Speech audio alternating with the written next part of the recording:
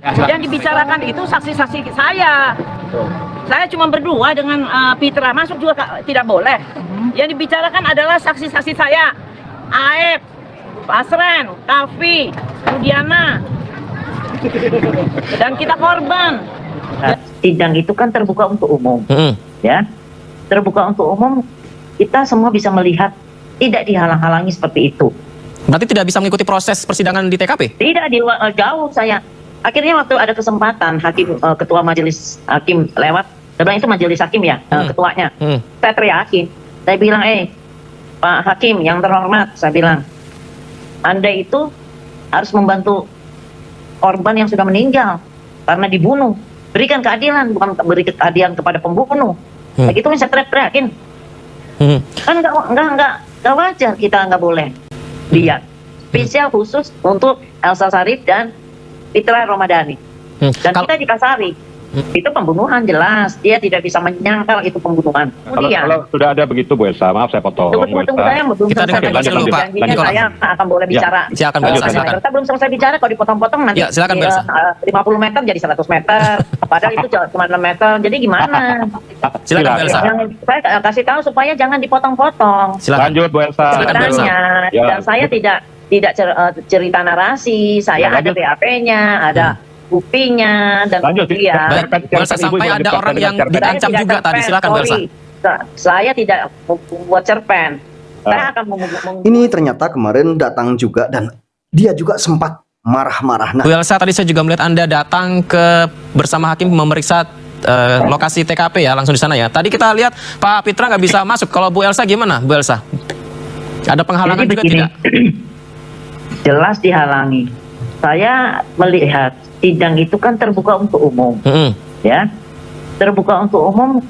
Kita semua bisa melihat, tidak dihalang-halangi seperti itu, ya. Ada satpam, jadi mereka meng-hire satpam. Emang sengaja perintahnya saya dan Fitra tidak boleh hadir dekat di sana, tidak boleh bicara. Terus kemudian ada kelompok-kelompok motor ekstasi. Saya lihat tuh pakai baju hitam-hitam. Terus perlakuan mereka itu benar-benar kasar dan ini. Kalau saya nggak mengatakan itu massa, emang mereka menyiapkan itu semua untuk menghadang kami. Saya bilang apa-apaan sidang kayak begini. Kita nggak boleh lihat, dan apalagi dalam persidangan itu ada korelasinya di mana kami adalah kuasa hukum dari Ibtu Rudiana, Pasren, Muhammad Kavi, dan Aep. Dan mereka ingin membuktikan tentang kondisi di sana, ya kan? Nah, tentunya kan kita melihat ada Dede. Dan Dede kan mencabut keterangannya. Seolah keterangan yang terdahulu bohong. Itu dia yang bohong. Justru dialah yang nomor 1 menjelaskan kepada tim bahwa ada kejar-kejaran segala rupa. Aep belakangan mengiyakan, karena Aep itu terjadi sudah 5 tahun, dia mengenal semua pihak-pihak orang-orang itu yang tukang nongkrong itu, karena kan berdekatan tempat kerjanya, tempat nongkrongnya, tempat mainnya. Tapi saya juga lucu ya, saya melihat mereka tidak mengakui adanya pembunuhan. Ya. Tapi mereka datang ke tempat-tempat lokasi 1, lokasi 2, lokasi 3, tempat pembunuhan. Jadi mereka mengakui adanya pembunuhan. Berarti maksud Anda kalau mereka tidak tahu harusnya tidak melihat atau mengakui melihat di dalam lokasi itu? Justru dia, saya lihat loh, saya ketawa aja. Sebenarnya bukan mengakui ya, itu kan memang sudah ada di putusan katanya itu di lokasi ini ya, ruda paksanya di lokasi ini dipindahkan ke sini, makanya itu mencari tahu apakah benar atau tidak dan bagaimana situasi tempat itu kan gitu sebenarnya kemarin. Kejebak dengan rekayasanya mereka. Dan lucunya saking ketakutannya kami tidak bisa bebas masuk. Nggak bisa bebas masuk penghadangan itu, Bu Elsa. Maaf, itu dari pertama kali cek TKP di depan SMP 11 sampai Jembatan Talun semuanya atau di salah satunya? Semuanya saya tidak bisa masuk. Berarti tidak bisa mengikuti proses persidangan di TKP? Tidak, di luar jauh saya. Akhirnya waktu ada kesempatan hakim ketua majelis hakim lewat, saya bilang itu majelis hakim ya, ketuanya. Saya teriakin, saya bilang, Pak Hakim yang terhormat, saya bilang, Anda itu harus membantu korban yang sudah meninggal karena dibunuh. Berikan keadilan, bukan beri keadilan kepada pembunuh. Kayak gitu saya teriak-teriakin. Kan nggak wajar, kita nggak boleh lihat. Spesial khusus untuk Elsa Sharif dan Fitra Ramadhani. Dan kita dikasari. Kalau misalnya alasannya adalah untuk membuktikan benarkah ini dibunuh atau tidak, makanya langsung datang ke TKP, itu gimana? Apakah cukup adil? Apanya? Kalau misalnya alasannya adalah ingin membuktikan ini benarkah pembunuhan atau tidak, makanya datang ke lokasi untuk ngecek TKP, itu adil tidak, Bu Elsa? Itu pembunuhan jelas, dia tidak bisa menyangkal itu pembunuhan. Ya. Terus ceritanya bahwa itu hujan pada saat itu, berarti ada tanah nempel-nempel. Tanah merah ya? Tidak benar. Yang jelas pada waktu pemerkosaan dan pembunuhan itu belum hujan sayang, belum hujan. Setelah mereka pindahkan korban itu di flyover, disitulah waktu dia masih membetulkan, kan dipasangin itu helm dan juga berusaha memasangkan celana dalamnya almarhum Vina supaya di tempatnya. Tapi karena Vina masih hidup jadi mengerang-gerang sehingga mungkin dia ketakutan. Nah, waktu jam 22.30 datang Suroto, disitulah mulai hujan, tapi hujannya belum begitu deras, hujan semilir gitu. Jadi semuanya yang namanya rekayasa Pak, apalagi pembunuhan, janganlah, itu nggak bagus. Apalagi sekarang melakukan suatu fitnahan yang sangat keji kepada almarhum. Ya, Ibu bilang mengatakan ya suatu rekayasa ya. Dan apakah Ibu juga tidak pernah dengar bahwa Rudiana juga itu dibilang merekayasa kasus kan seperti itu? Ya, boleh-boleh saja Ibu mengatakan rekayasa. Dan dari tim kuasa hukum 6 terpidana juga ya itu juga mengatakan ada dugaan-dugaan rekayasa di kasus ini gitu ya. Jadi Ibu membela yang sudah meninggal itu wajar sekali ya, sangat wajar sekali. Dan ini juga sama, yang beberapa terpidana yang sekarang ini memang misal nantinya tidak bersalah, itu perlu dibela juga, sama ini demi kemanusiaan. Orang meninggal kan nggak bisa melawan diri. Anda bisa tahu kasusnya Vanessa Angel, di mana Atta Halilintar itu mengatakan tentang Vanessa Angel, satu dunia marah kan? Sampai Haritano marah, ini marah, semuanya marah. Mengapa orang yang dibunuh secara kejam ini difitnah oleh saksi-saksi palsu itu? Oh, tidak ada yang marah? Apa maksudnya nih? Udah kehilangan hati nurani kita, sudah keji kita terhadap korban. Saya ini lagi mencari keadilan ya, Bu. Ya lagi mencari keadilan dan Ibu juga membela, dan ini kliennya Pak Oto atau grupnya Pak Oto ini ya, Pak Oto CS ya dari Peradi, tim Peradi ini juga sama lagi mencari keadilan, Bu. Ya. Sebetulnya tetap menghargai, menghormati proses ini ya, proses PK. Tetapi saksi-saksi yang diajukan seharusnya sebagai ahli hukum itu harus diverifikasi, di audit, and divalidasi dan akurat bahwa itu memang sebagai saksi yang dapat dipertanggungjawabkan. Jangan saksi yang berani buat afidavit. Afidavitnya kan keterangan palsu, kena dia nanti 266 ayat 1 dan 2. Kemudian dia masuk di persidangan kena sumpah palsu. Terus karena kita nontonnya di ITE, kena dia ITE. Dan juga para lawyer-lawyer yang tidak melakukan hal ini pasti kena. Dan kami dengan semenjak adanya fitnah yang sangat keji pada almarhum, saya dan keluarga tidak akan tinggal diam. Baik, Bu Elsa. Saya akan berjuang keras untuk melawan kekejian mereka. Baik, Bu Elsa, berdasarkan informasi yang beredar, AEP mengaku mengklaim peristiwa itu dalam AEP melihat peristiwa tersebut dalam jarak 100 meter. Itu seperti itu, Bu Elsa? Jangan dipotong-potong bahwa dia melihat 100 meter. Baik. Kita melihat jalan itu lebarnya 6 meter. Baik. Dan mereka sudah mengenal dan AEP kerja di sana sudah 5 tahun. Kalau Dede 2 bulan.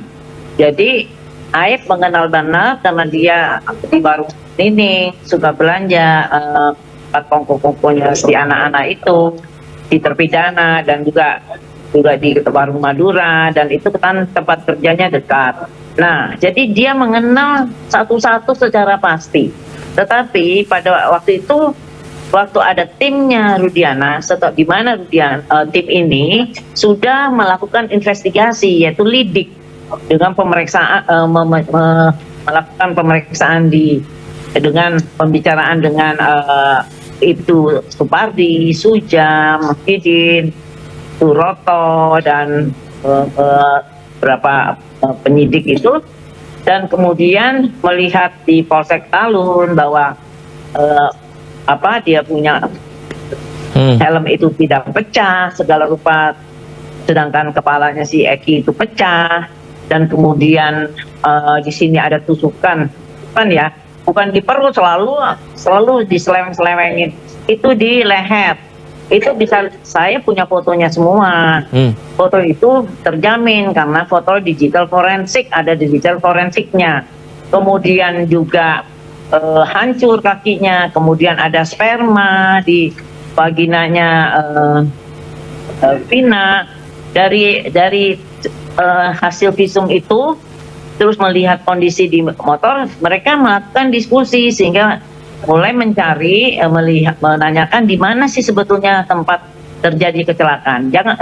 Perlu saya garis bawahi, dan saya sudah tanyakan, tidak ada penetapan tentang adanya kecelakaan. Yang ada kelalaian dari tiket dari Polsek yang sudah dihukum, diberikan sanksi, yang memberi kabar bahwa itu kecelakaan.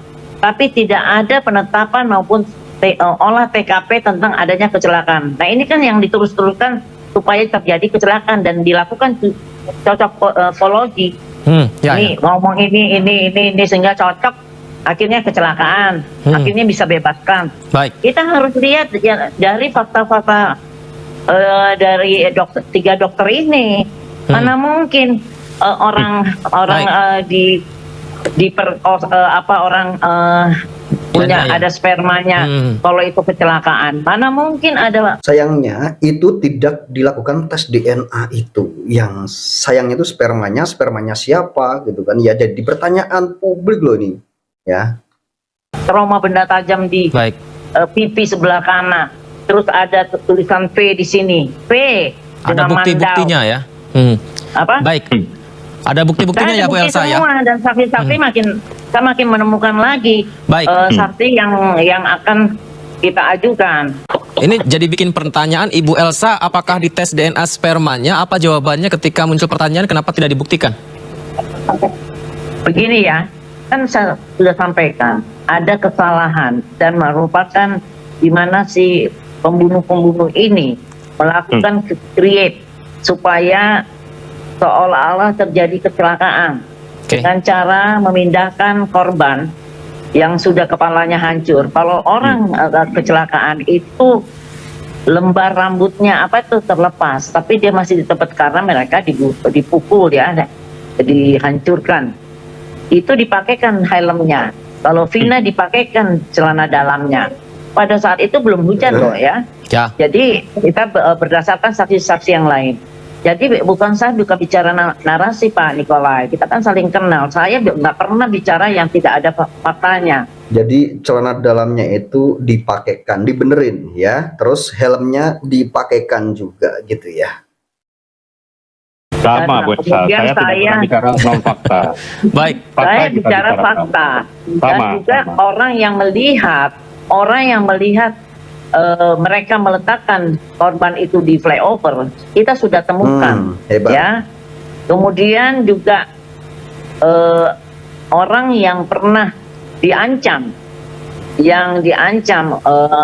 akan dibunuh oleh dibunuh seperti Vina itu sudah ada. Hebat. Dan Berarti kita sudah temukan saksinya gitu ya. Jadi hebat, ini sudah ada saksinya yang melihat meletakkan si Vina sama Eki itu di flyover, itu katanya sudah ada yang melihat, teman-teman ya.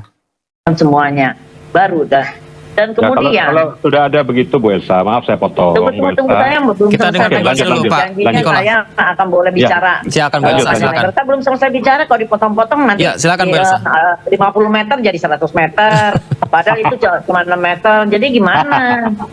Silakan Bu Elsa. Yang saya kasih tahu supaya jangan dipotong-potong. Silakan. Lanjut Bu Elsa. Silakan, Bu Elsa. Sebenarnya, Ya. dan saya tidak cerita narasi, saya Ya, ada lanjut. BAP-nya, ada buktinya, dan Lanjut. kemudian Baik, Bu Elsa, sampai ada orang yang diancam saya juga tidak tadi. cerpen, Silakan Bu Elsa. sorry. Saya tidak membuat cerpen. Saya akan membuat amicus curiae lah. Jadi ya, silakan. dan juga saya juga akan hari Senin saya mulai melakukan somasi. Ya, Somasi? melakukan somasi karena saksi-saksi itu memberi keterangan palsu. Oke. Kalau saya kasih waktu 3 kali 24 jam, yang mengatakan bahwa Rudiana mencairkan asuransi 12,5 juta. Ya, kemudian menyatakan Aris Papua meminumkan air kencing, menyiksa, dan nanti ada juga sudah memberi kuasa kepada saya. Dan kemudian Ya kan, yang Gun Gumilar, Aris Papua ini sudah memberikan kuasa kepada Elsa Sharif. Jadi orang-orang yang tertuduh ya, yang dibilang sama saksi-saksi katanya mereka lah yang melakukan dugaan-dugaan penganiayaan, ini sudah dilindungi dan sudah didampingi sama kuasa hukum ya Elsa Sharif ini ya. katakan Anwar memukul orang, kepalanya pada benjut semua. Kemudian ada tembakan pakai senjata apa tuh? Peluru karet. Polisi tidak pernah punya peluru karet, kalau ada langsung peluru tajam. Terus kemudian tentang gun-gun itu Ya. semua nanti kita akan lakukan Somasi. somasi 3 kali 24 jam, kita akan proses hukum. Baik. Jadi, dan saya bisa buktikan bahwa apa yang menjadi keterangan, jadi namanya lawyer, ahli hukum, itu semua keterangan harus diverifikasi, diaudit, dan divalidasi. Ya, Validasi. pokoknya Baik. somasi, ingkrah, ya laporkan, itu aja ya. Terus ya somasi, ingkrah, laporkan, itu aja. Nama validasinya. Nah, karena itu tidak benar, ya kita akan proses hukum. Tadinya saya diam saja, tapi kalau sudah memfitnah almarhum, orang yang tidak bisa melawan, yang mengatakan minum minuman keras dan minum minuman obat-obatan ekstasi dan segala rupa, terus standing motor, pokoknya cocokologi untuk supaya ini bukan pembunuhan ya? tapi kecelakaan. Baik. Jadi kita akan proses hukum. Baik, Bu Elsa. Berarti itu menjadi alasan akan somasi ya. Sekarang giliran Bang Nikolai. Silakan waktunya Bang. Bagaimana menanggapinya? Ya, itu sah-sah saja. Bu Elsa mau somasi kek, mau proses hukum kek, sah-sah saja, itu hak hukum mereka, ya kan? Kami selaku tim penasihat hukum dari tujuh terpidana, kami siap untuk itu. Jadi masalah ini, masalah bagi kami, masalah pribadi saya ya, masalah ini kecil. Masalah yang lebih berat dari ini aja Bu Elsa tahu, ya kan? Kasus tim-tim itu lebih berat dari ini kita hadapi kok. Masalahnya masalah kecil, kami hadap. Masalah Nggak kecil, ada tapi kan- dari 2016 sampai sekarang lumayan lama juga, Bang Nikolai. Ya, baru terungkap sekarang semuanya. Ya, sekian lama itu baru terungkap sekarang. Nah, disinilah kita mencari kebenaran.